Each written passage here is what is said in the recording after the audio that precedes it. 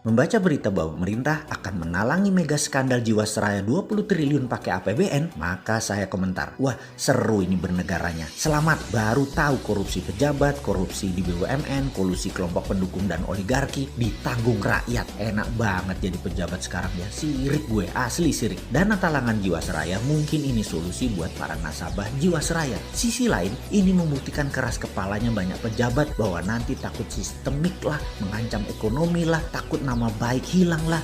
Bos, yang geblek jangan dilindungi atau kalian merupakan bagian dari sistem yang bermasalah. Biarkan yang salah yang menanggung. Kita melihat hal beginian paling gerundel, kuapok lu. Tapi begitu melihat melindungi kesalahan dan kebobrokan pakai APBN, kita berkata, kuapok muka pandul. Makanya bernegara jangan berbisnis. Semua itu hanya sarana buat bancaan, bagi-bagi porsi. Lah enak yang dapat, terus yang hilang filenya di kejaksaan. Ya enak juga, wis cocok wis iki. Surga banget deh kesannya para kriminal di negara ini ya. Ini negara para berdebah emangnya. Ya nggak begitulah ngurus negara. Old mind dan old system harus diubah. Itu fundamental berpikir. Cara lama yang sudah puluhan tahun tidak mau diubah. Itu yang membuat kalian punya banyak uang di luar negeri kan ya. Karena itu nggak bakal kalian mau berubah. Lah enak, ngapain berubah? Oke lah, banyak yang sudah diubah saat ini di Indonesia. Kita akui ada pembangunan bagus, iya, tapi belum menunjukkan hasil positif. Kita belum jadi negara pemenang. Kita masih pakai GBHN negara lain. Kita masih kejepit di gambar map buatan orang lain atau negara lain. Kita tidak punya nation interest yang berdaulat. Paling hanya proyek negara dan anggaran yang dibicarakan. Bukan grand plan mau jadi apa negara ini. Di sini terpancing kita selalu untuk membantu dan memberikan kontribusi. Banyak orang yang kepala dingin melihat pendekatan bosman sebagai alternatif. Namun kalau otak pendek dan gak berilmu, bahkan mengirim buzzer menganggap bosman ini anti pemerintah. Gak pernah kita ini anti. Kita selalu memberikan masukan agar lebih baik lagi. Memang karena school of thought-nya beda, jadi landasan keilmuannya beda, muscle knowledge-nya beda, terlihat anti. Karena saat ini cara mendoktrinnya adalah apapun yang beda artinya melawan. Ngono ya. Padahal ini semua adalah perilaku alami. Contoh ikan selalu berenang melawan arus, hanya ikan mati yang ikut arus. Begitu cara melihat perbedaan. Lupa, buzzer mah nggak peduli sama bangsa negara ya. Pokoknya hanguskan orang yang berbeda dengan pejabat sekarang. Pejabat sekarang selalu benar dan berpikir untuk rakyat. Tidak ada cara yang lebih baik dari cara pejabat sekarang. Titik. Mudah-mudahan nggak resesi 2 kuartal berturut-turut. Kalau ternyata 3 kuartal ke depan minus, bahkan 4 kuartal minus, yopo. Gampang, bangun narasi. Narasi pejabat tidak pernah salah. Yang salah orang yang beda pendapat. Wah, aman kalau begitu. Sudah punya narasi-narasi doktrin ya. Para buzzer kan ada mastermind-nya. Ya alhamdulillah aman kalau kayak gitu. Silahkan. Kalau udah punya narasinya lanjutkan. Selamat kalian aman di atas sana. Aman. Kebetulan rakyat sekarang memang cuma butuh narasi kok. Silahkan lanjutkan bos. Kalau kita bagaimana? Ya kalau kita mah terus membangun karsa dan mengingatkan bersuara versi kita membela NKRI. Gak didengeri,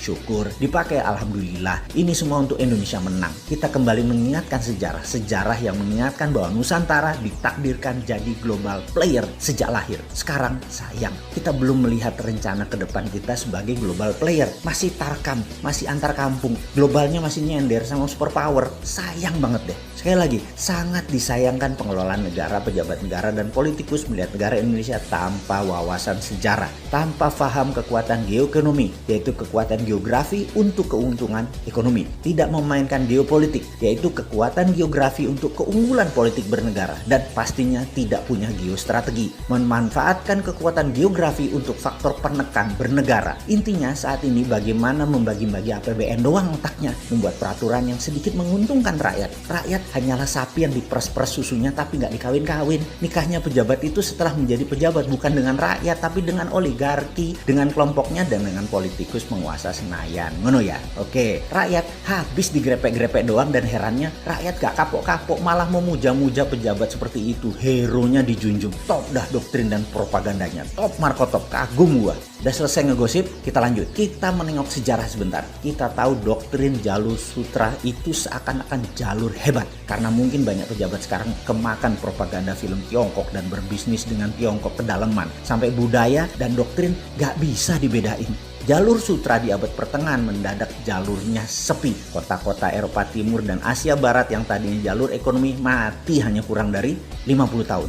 50 tahun dari apa? Dari majunya dunia maritim perkapalan di abad 14 dan 15 sehingga pada perjanjian Zaragoza dunia dibagi oleh dua raja laut, Portugis di sisi timur, Spanyol di sisi barat. Ini kayak kita sekarang Tiongkok Amerika lah kira-kira ya. Spanyol ke Amerika Utara Selatan, Portugis ke India sampai timur jauh yaitu Nusantara. Jalur sutra kalau dengan jalur maritim atau maritim lain tersebut beda.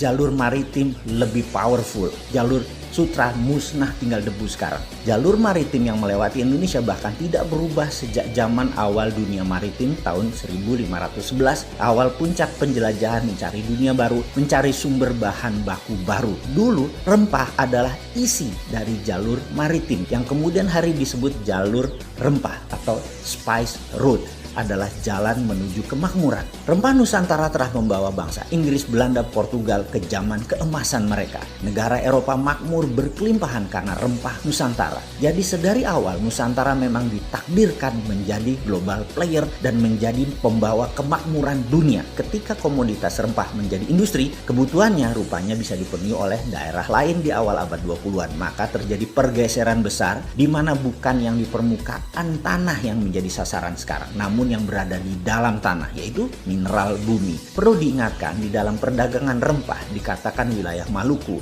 wilayah Pulau Run misalnya. Jangan bayangkan kekuatan militer yang berkuasa. Sejak awal bulognya Maluku sudah berdiri, namanya Untatang, yang membagi rata petani dan deal dengan pihak asing. Pedagang Arab, pedagang Tiongkok, sampai Portugis Inggris adalah Untatang ini. Baru ketika Belanda kemaru, greedy dan tamak, mereka membuang 15.000 penduduk wilayah penghasil pala tersebut, tinggal tersisa 1.000-an dan ada banyak pembunuhan terjadi. Ini namanya perampokan atau state sponsor terrorism. Hasilnya diambil habis-habisan sampai jatuh nilai pala tadi, namun Belanda sudah kaya raya. VOC tepatnya kaya raya. Terus bergilir, kemudian masuklah ke komoditi lain yaitu karet, teh, kopi, coklat, kemudian bahan baku tersebut semua akhirnya dikuasai oleh VOC. Apa pelajaran yang bisa ditangkap kali ini? Ingat, pelajaran bukan okupansi militer sejak awal, tetapi okupansi ekonomi. Jadi bagi saya, bullshit bekerja sama dengan Tiongkok dan IMF itu.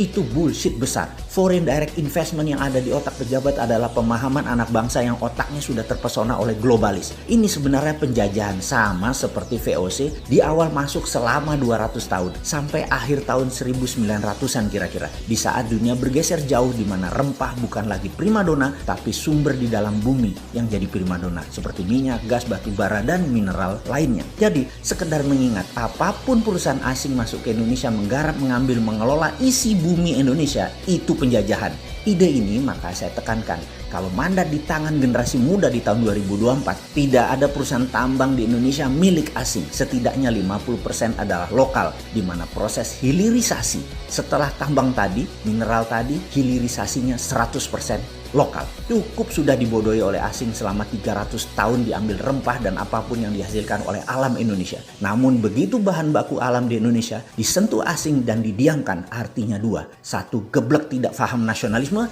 Yang kedua adalah memang kaki tangan asing.